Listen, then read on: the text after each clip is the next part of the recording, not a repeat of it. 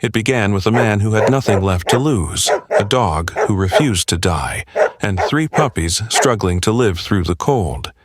But this wasn't just a story about survival. This was about secrets buried in snow, a hidden empire of cruelty, and a mother's love stronger than science. By the end, a trucker became a savior, a broken collar became a clue, and one video changed the fate of countless animals. The question is, would you have stopped your truck that night before we begin this unforgettable story? Would you mind sharing where you're from in the comments? And if stories of love, loyalty, and second chances move you, please give this video a like and consider subscribing. The wind screamed across Interstate 70 like a ghost wailing through the mountains. It was a February night in Colorado, sharp, merciless, and biting, and the snow had not relented since sunset. Thick flurries swirled in the air, clinging to the windshield like frozen whispers. The small green highway sign flickered in the headlights. Havenbrook, 26 miles. The road was mostly empty now, except for the low hum of Jake Whitmore's 18-wheeler slicing through the desolate white landscape. Jake, 54 years old, wore the solitude like an old coat, familiar, worn, but never truly warm. A broad-shouldered man with hands calloused from decades of driving long hauls. He sat upright behind the wheel of his navy blue Kenworth truck. His beard, mostly gray, framed a square jaw that had once been softened by a smile, but hadn't been in 5 years. Since Elaine passed, the world had lost most of its color. Havenbrook had been their home after the funeral. Jake had packed his life into diesel and highway lines, trying to outrun the stillness she left behind. His eyes, once a curious hazel, now weathered and tired, flicked to the rearview mirror, then to the road ahead. The snow wasn't letting up. He was behind schedule. Again. He reached for his thermos, unscrewed the cap, and took a sip of lukewarm coffee when a sound pricked his attention. A sharp, uneven bark, swallowed by the storm. Jake blinked. Had he imagined it? He slowed the truck, squinting through the falling snow. Then he heard it again, fainter but unmistakable. A bark, then a whimper, not from a coyote or wolf, but something domestic, something desperate. He pulled the truck over to the shoulder, tires crunching into slush, stepping out. The cold slapped him instantly. The wind cut through his flannel like blades. He grabbed a flashlight from the passenger seat, one Elaine had given him for Christmas the year before she got sick. Every traveler needs a reliable light, she had said. Now her voice echoed in the steel. Jake trudged through the snow, boots crunching, breath fogging the air. The sound guided him off the road toward the tree line, between 2 snow-covered pine stumps. He saw it, a torn, rain-dampened cardboard box, barely visible beneath a blanket of half-frozen snow, and inside movement. Jake's heart skipped. He crouched, brushing off the snow, and pointed the flashlight inside. A German shepherd, female. Her fur was dark gray with black streaks, thick but tangled with twigs and dirt. Her eyes were amber, wide with fear, yet unwavering. She did not growl, she did not retreat. She only huddled tighter around 3 tiny forms pressed against her belly, her puppies. One whimpered. Another shivered violently. Jake exhaled, kneeling closer. "Hey now," he whispered. More to calm himself than the dog.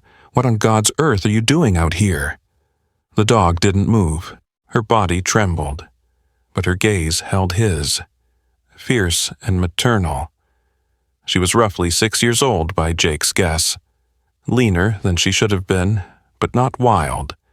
Around her neck was a frayed pink collar, no tags, just a metal clasp half-rusted shut.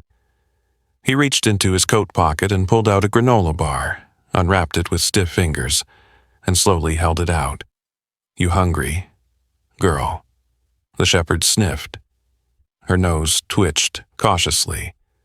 She leaned forward and took it from his hand. Then, slowly, she licked his fingers. "Good girl," Jake murmured, swallowing a lump in his throat. "You've been through hell, haven't you?" The snow started falling heavier. Jake knew he couldn't leave them. The puppies were barely a week old. Judging by their closed eyes and unsteady limbs, they wouldn't survive another hour out here. He took off his jacket, laying it beside the box. One by one, he lifted the puppies and wrapped them inside it. The mother, though anxious, did not stop him. She sniffed each pup as he tucked them close, then followed him willingly when he scooped the whole bundle into his arms. Back in the truck, Jake turned the heat to full blast. He laid the jacket and puppies across the passenger seat, with the shepherd curled tightly beside them. She glanced at him once before resting her head gently atop her smallest pup. Jake placed both hands on the steering wheel and stared ahead. Havenbrook was just 26 miles away. His drop-off could wait. He glanced sideways at the dog. "Well, I guess you're my co-pilot now." "Huh." The shepherd didn't respond, but Jake imagined Elaine would have smiled at the scene. She used to talk to stray dogs like they were old friends. Maybe some part of her had guided him to this frozen roadside as he pulled the truck back onto the highway. The snow began to slow, and the road, just for a moment, seemed clearer. Chapter 2. The Woman in the White Coat. The morning sun was weak behind a veil of gray clouds, casting a muted silver light over the snowy streets of Havenbrook. Jake pulled his truck into the narrow lot beside Havenbrook Animal Care, a small, cedar-sided building tucked between a shuttered bakery and a post office that had seen better days. The truck's engine rumbled to a stop, and for a moment, all was still inside the cab. Athena remained curled protectively around her puppies, who now stirred slightly, their tiny limbs pushing feebly against the warmth of Jake's flannel jacket. Jake stepped out and crunched through the snow, the cold biting through his boots. He opened the passenger door gently and whispered, "We're here. Girl." Athena looked up at him with tired eyes, then shifted to allow him to reach the pups. Jake lifted the makeshift bundle carefully and walked toward the clinic's entrance. The bell above the door jingled as he entered, bringing with it a gust of cold and the scent of snow-soaked wool and pine. Behind the reception counter stood a young woman in a white lab coat, holding a clipboard and frowning at a stack of papers. She looked up and blinked in surprise. Abby Collins was in her late 20s, with curly auburn hair hastily tied in a low bun and a smudge of ink on her cheek from a pen she'd probably forgotten she'd been chewing. Her frame was slight, almost fragile, but her posture spoke of quiet defiance. She wore sneakers speckled with iodine stains and a faded hoodie beneath her coat, clear signs that she worked more than she slept. Jake nodded toward the bundle in his arms. They were in a box by the highway. The mother's a German shepherd. 3 pups. Looked like they hadn't eaten in days. Abby's expression shifted from curiosity to focus. "This way," she said, her voice soft but brisk. She led him through a swinging door into the back room, a space that smelled of antiseptic and faint lavender. Steel examination tables stood under hanging lamps, and cabinets lined the walls with neatly labeled vials and gauze. Jake laid the bundle down. Athena followed closely, standing guard beside the table. Abby approached slowly, crouching to meet the dog's gaze. "You're okay, Mama. I'm not here to hurt them."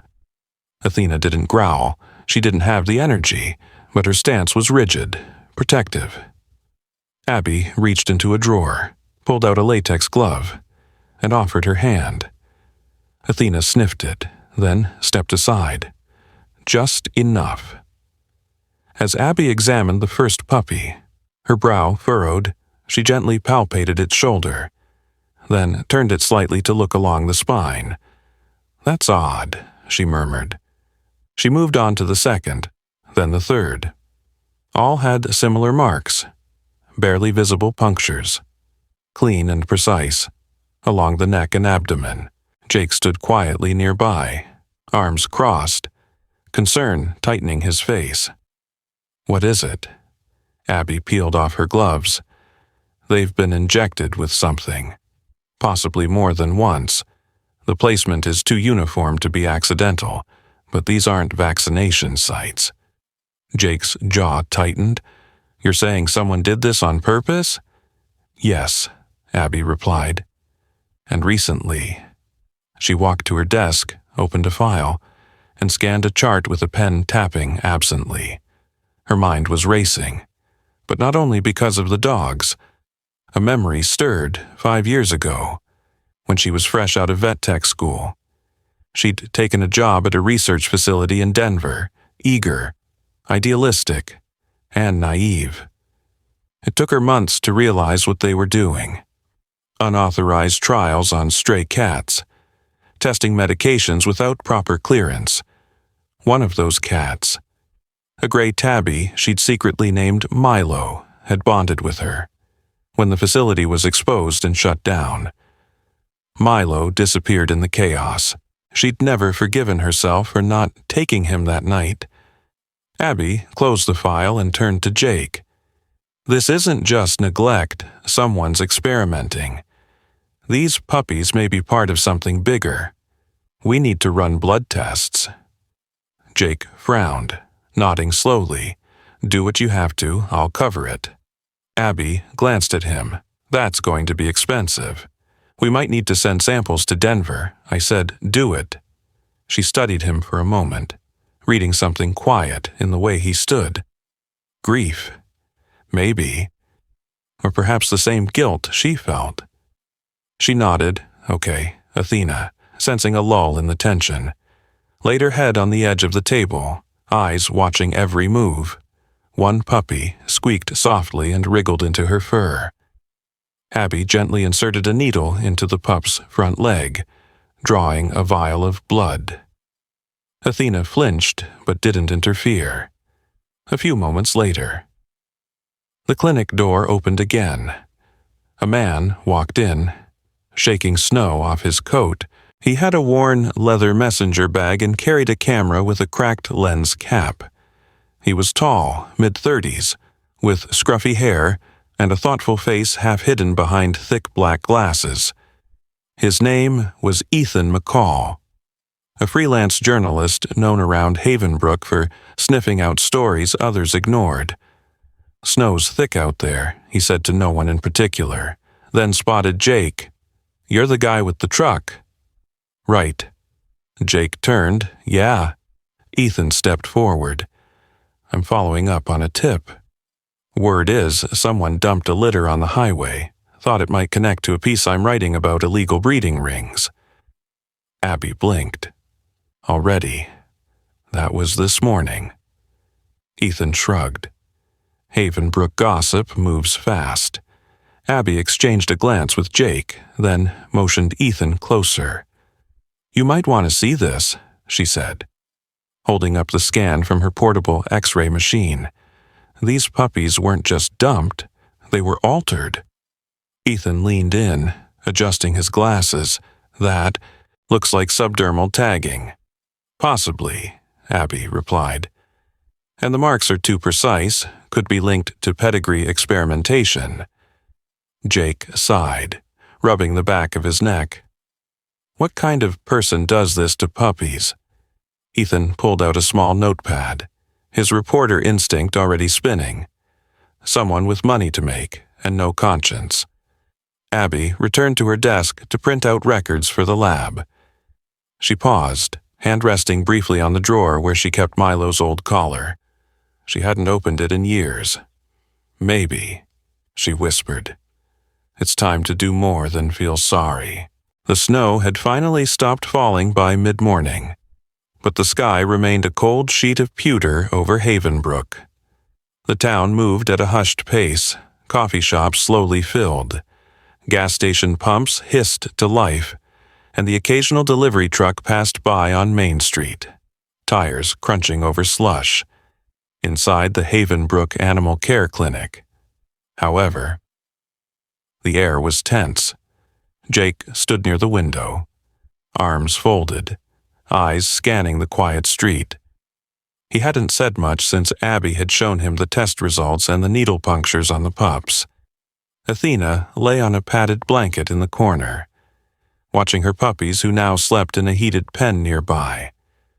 Her ears perked slightly when Jake shifted his weight, a silent sign of trust beginning to form. Abby sat at her desk, holding Athena's frayed pink collar in her gloved hands. She ran a cotton swab lightly across the inside seam, then used a small magnifying glass to examine the area where the plastic clasp met the fabric. "There's something carved into the metal," she murmured.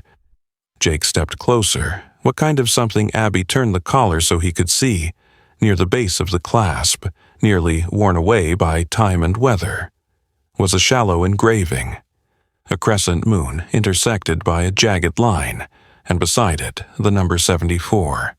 Jake narrowed his eyes. "That mean anything to you?" Abby shook her head. "Not yet." That was when Ethan walked back in, the door chime jingling faintly behind him. Snow clung to the sleeves of his jacket, and his camera bag swung at his side. He looked tired, like someone used to running on coffee and adrenaline. "You won't believe what I just dug up," he said, striding over to the counter and laying down a worn file folder. "Remember, I told you I was following a lead about illegal breeders." Abby nodded. "The ones connected to that recall in Nevada, exactly." Ethan flipped open the folder and pulled out a printout from a federal enforcement bulletin. "There's a defunct breeding operation called Silver Ridge Kennels. Used to be in Utah, shut down 3 years ago after multiple complaints and a whistleblower report about genetic tampering." He pointed to a black and white photo on the page, an overhead shot of a facility nestled in desert rock. "Look closely at their logo." Jake leaned in. The logo was a stylized crescent moon, crossed by a jagged, claw-like line beneath it. "SRK number 74U, Abby stiffened. "It's the same symbol. That's what's on Athena's collar." Ethan nodded grimly, and 74 could indicate her litter designation. These weren't just backyard breeders. They were experimenting. Athena stirred in the corner, as if responding to her name. Her eyes flicked from Ethan to Abby and back again. Jake took the collar from Abby, his jaw tightening. "So, someone bred her to produce. What designer pups? Some kind of engineered dog could be temperament testing. Could be for law enforcement contracts," Ethan said. "Or worse, biomodification for endurance, aggression, size. There's a dark market for dogs that can do what humans can't." The room fell quiet. A soft knock broke the silence. They turned. A woman stood in the doorway, tall and broad-shouldered, dressed in a forest green parka and worn jeans. She had dark blonde hair streaked with gray, tied into a long braid. Her name was Nora Beckett, a retired USDA inspector who now volunteered with a small animal welfare group based out of Boulder. Abby had called her earlier for a second opinion. Nora spoke in a calm, gravelly voice, hardened by years of confronting cruelty. "Heard you might have something connected to Silver Ridge." Abby motioned her in.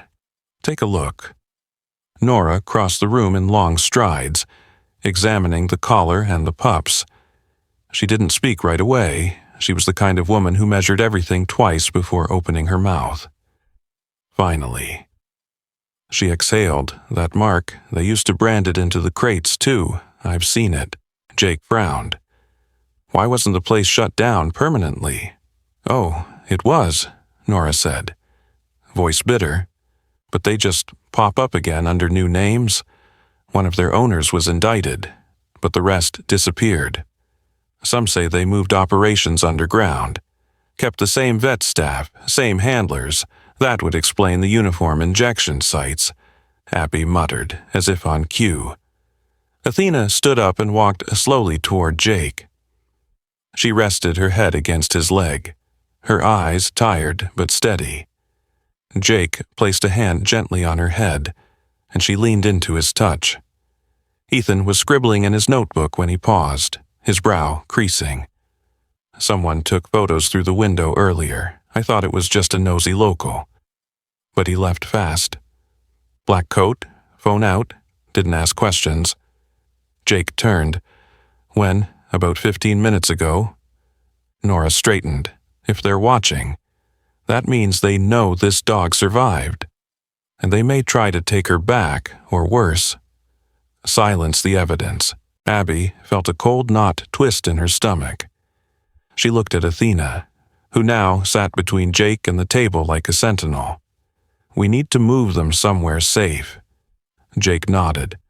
"I know a place. My wife's cousin owns a cabin up in Brighton Hills. It's empty this time of year, remote, hard to find. No one will look there." Ethan looked at him. "You sure Jake's gaze didn't waver? If someone's out there hurting animals like this, I'm not letting them touch her again." Nora gave a curt nod. "I'll contact someone I trust in state enforcement, quietly. No red tape yet. If this breaks open, it needs to be airtight." Ethan snapped a photo of the collar. "Then another of the puppies from a respectful distance. We'll need documentation, everything." As the group began preparing to leave, Athena gently herded her pups into a crate lined with Jake's jacket. The door to the clinic opened again. A man in a charcoal suit. Too clean for Havenbrook and too quiet for a customer. Stepped inside. He wore thin gloves despite the indoor heat and dark sunglasses that didn't come off. Even as he glanced around the room. "Can I help you?" Abby asked. Her voice steady. The man smiled, though it didn't reach his eyes. "Just checking in. Heard there were some puppies needing a home." No one spoke. Ethan slowly stepped between the man and the crate. Clinics closed for the day. The man tilted his head, as if listening to something unheard, then nodded. "My mistake." He turned and left, through the window. They watched as he entered a black SUV with no plates. The wind had changed direction. From the cabin window, Jake could see the trees bending eastward, their limbs coated with frost. It was early morning in Brighton Hills, and though the snow had stopped, the air remained sharp and motionless, like the moment before a blade is drawn. Inside, the small fireplace crackled, offering warmth that did little to ease the tension in the room. Ethan sat hunched over his laptop at the cabin's dining table. Cables and notes spread out like a crime scene. His face, half shadowed by the flickering firelight, was locked in focus. Days of digging through databases and cross-referencing handler IDs were beginning to pay off. "Got it," he muttered suddenly, tapping a few keys. Jake turned from the window, and Abby, who had been warming formula for the puppies, set the bottle down. Ethan rotated the screen toward them. A satellite image appeared, showing what looked like a cluster of rural facilities. "This is in Pinal County, Arizona," Ethan explained, "registered as an agricultural research site, but the supply logs match veterinary orders from a dissolved company. Same one tied to Silver Ridge 3 years ago. And here," he clicked again, switching to a location near Fort Collins, Colorado. Another one, this time listed under Canistech Innovations. The paperwork's clean, but the pattern is the same. And in Nevada, outside Henderson, they've got a rehabilitation kennel registered to a shell company that used to own Silver Ridge's trucks. Abby narrowed her eyes. They never stopped, just changed the signs on the door. Jake leaned in. So these dogs, Athena and her pups, are part of that same system. Ethan nodded, specifically bred litters, engineered to meet military demand. I found an internal memo from a supplier. Dogs enhanced for obedience, cold endurance, and pain suppression. Price tags start at $75,000 per dog. There was silence for a moment. Only the faint breathing of the puppies filled the space. One of them, a male with a black snout and a white blaze on his chest, gave a soft whimper. His name was Scout. Abby immediately walked over, checking the puppy. "He's not as responsive," she murmured, worry creeping into her voice. "He was eating fine yesterday." Jake crouched beside her, observing as Scout's body shivered slightly, his breaths shallow and quick. "What's wrong with him? Could be hypoglycemia. Could be pulmonary," Abby said, her fingers gently pressing his rib cage. "I need to monitor him closely. If it doesn't stabilize," but it didn't, within an hour. Scout's breathing had grown erratic. His small limbs twitched, his eyes, only recently beginning to open, now fluttered weakly. Abby's voice became firm, clipped with urgency. "We need to get him into surgery or he won't make it through the night." Jake stood slowly. He didn't say anything at first. His hand rested on the back of a dining chair. His gaze fixed on the old truck parked outside, his truck, the same Kenworth that had carried him through 3 decades of highway miles. The same truck Elaine had helped him paint dark blue after they paid it off. "I'll sell the rig," he said quietly. Abby looked up. "Jake." "You don't have to. I do," he cut in, voice steady. "You said that clinic in Boulder could handle this, right?" She nodded. "Yes, but it's expensive. We're talking 4, maybe 5,000, including post-op care." Jake gave a short breath, almost a laugh. "Then it's worth more than the truck's running anyway." Ethan stood beside him. "Are you sure?" Jake didn't blink. "Scout didn't ask to be born into this. Neither did Athena, and we can't let whoever made them treat them like parts in a machine."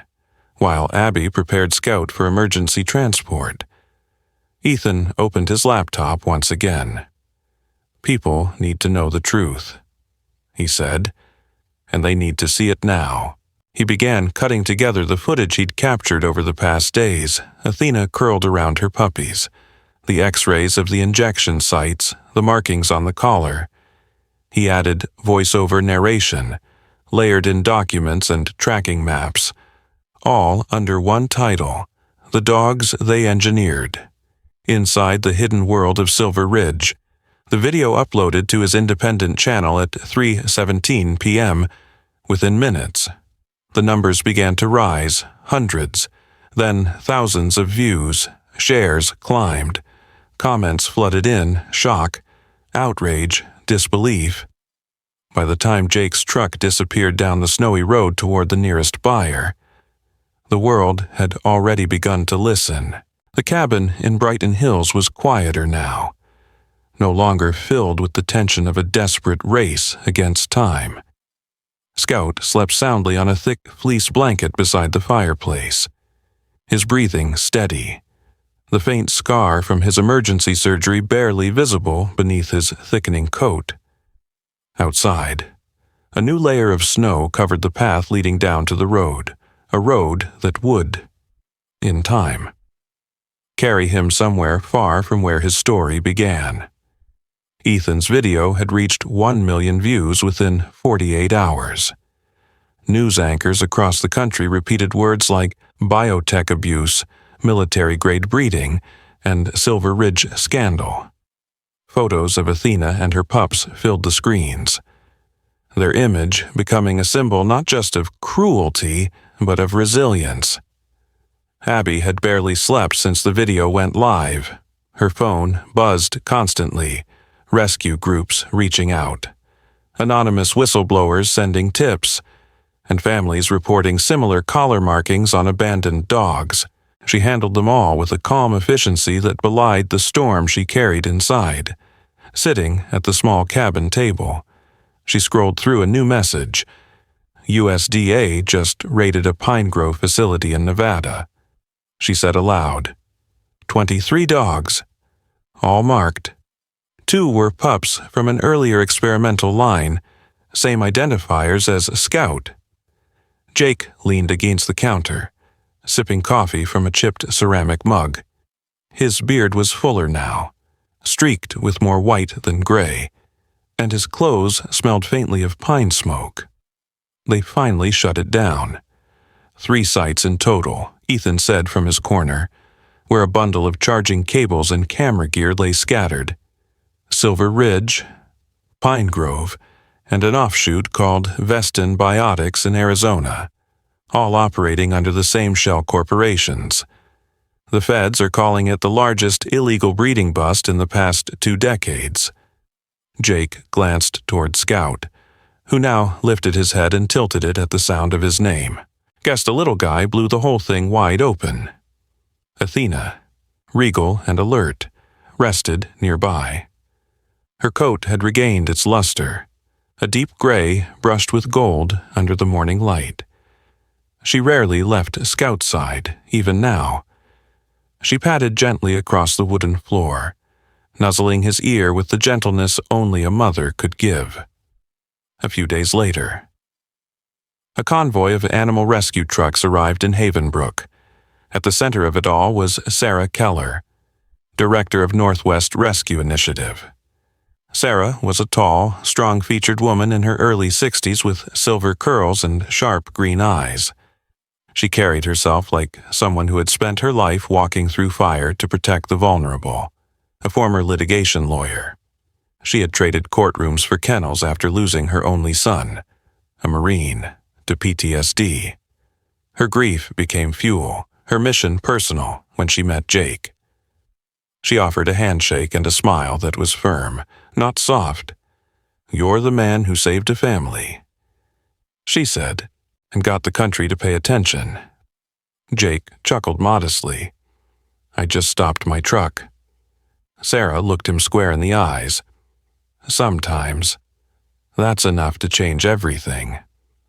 The town of Havenbrook responded with surprising unity. A local auto dealer donated a new truck to Jake, smaller, newer, but dependable. The windshield bore a small decal in gold. Highway Hearts, Founders Circle. It was the name Abby had suggested, scrawled on a napkin one night as snow fell outside the cabin. Highway Hearts wasn't just a name, it became a movement. Abby, Jake, and Ethan spent the following weeks creating an official nonprofit rescue and tracking network. Abby served as the medical director, coordinating field triage teams. Ethan managed media outreach and whistleblower support. Jake took to the road again, this time not to haul freight, but to transport animals from crisis zones to safety. Scout, now 6 months old, had begun his training at Redstone Recovery Center in Montana, a rehabilitation facility for veterans with PTSD and trauma. His temperament was calm, his eyes expressive. Trainers often remarked on his almost human sensitivity. One veteran who hadn't spoken in weeks had started to talk after just 2 sessions with Scout curled at his feet. "I don't know what's in that dog," the head therapist said one day. But it's something good. Athena, too, had found purpose. She joined Jake on many of his rescue trips, sitting beside him in the new truck like she had always belonged there. Her presence alone calmed anxious rescues and frightened pups. In many ways, she was Jake's partner now, not just on the road, but in the quiet healing of a life reshaped. On a cold March afternoon, the 3 of them stood together at a ribbon-cutting ceremony for the new Highway Hearts Regional Shelter. Located just outside Denver, the air was crisp, the snow melting in small puddles around the parking lot. Volunteers gathered. Rescue dogs barked joyfully in nearby runs, and cameras flashed as Abby stepped up to speak. She paused. Glancing back at Jake and Ethan, "This all started," she said, "because someone didn't keep driving, because someone listened when a dog cried in the dark, because a life that no one wanted turned out to be the life that changed everything." There were tears, applause, and laughter that night, after the guests had gone and the shelter stood quiet in the moonlight. Jake walked the perimeter with Athena. Snow crunched underfoot. Lights from the kennel windows cast warm glows across the yard. He looked up at the stars, then down at Athena, who sat beside him. "Still don't know how I found you," he said softly. Athena nuzzled his hand in reply. Maybe it didn't matter. What mattered was that, once upon a time. A truck stopped on a snowy road, and the world opened a little wider. Sometimes, miracles don't come in flashes of light or grand voices from the sky. Sometimes, they come quietly on a snowy roadside, in the eyes of a trembling dog, in the choice to stop when the world tells you to keep going. Jake didn't know that pulling over that day would change his life. He didn't know he'd find a purpose, a family, and a mission that would inspire thousands. But God often works through the unexpected. He sends angels not always with wings, but with fur, and sometimes a bark that breaks the silence. In our everyday lives, we're surrounded by moments that ask us to listen, to act, to love, and just like Jake, Abby, and Ethan, we all have the power to answer that call. We may not be able to save the world alone, but stopping for one soul, one life, can open the door to something greater. If this story touched your heart, share it with someone who needs hope. Leave a comment below with amen if you believe that God still works through people, animals, and even heartbreak to create something beautiful. Subscribe for more stories that remind us love is real, faith is alive, and miracles, no matter how small, still walk among us. May God bless you and everyone who has the courage to choose compassion.